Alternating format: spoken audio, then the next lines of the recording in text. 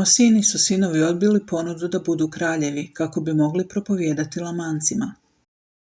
Kada su stigli do lamanskih zemalja, razišli su se i svaki je krenuo u drugi grad. Amon je otišao u Išmaelovu zemlju. Amon je zarobljen i odveden kralju Lamoniju. Lamoniju se Amon toliko dopao da ga je oslobodio.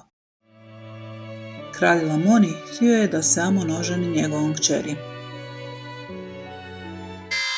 Amon je rekao da samo želi biti sluga. Lamoni je Amona zadužio da čuva njegove ovce.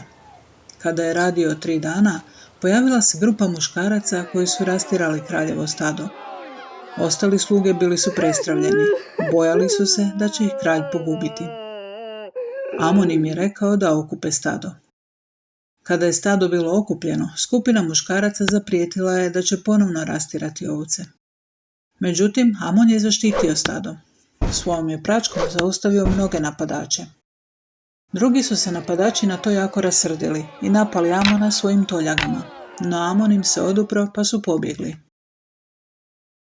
Sluge su o tom događaju posvjedočili Lamoniju, koji se silno začudio i zaključio da je Amon bog. Stoga, kad se Amon pojavio pred kraljem, Lamoni zanijemi. Stajali su tako u tišini puni sat. Ispunivši se duhom Božijim, Amon stade pronicati misli Lamonijeve. To još više zadivi Lamonija, te tako Amon steče njegovo povjerenje. Amon tada poduči Lamonija o padu Adama i Eve, te o otkupljenju.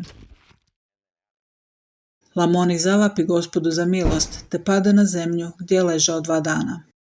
Pošto su mislili da je bio mrtav, započete su pripreme za njegovu sahranu.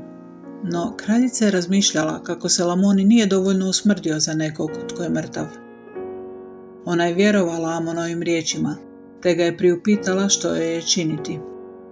Odgovorio joj je da će se Lamoni ustati sljedećeg dana, te je ona ostala uz Lamonija sve dok se nije podigao.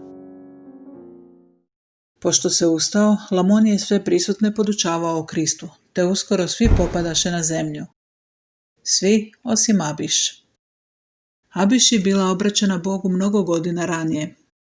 Ovaj je trenutak prepoznala kao priliku da pomogne drugima u obraćanju ka Kristu.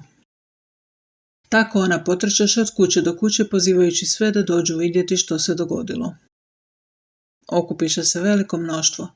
Jedan među njima diže svoj mač kako bi ubio Amona, no pade mrtav. Narod međusobno raspravljaše o značenju ovog događaja.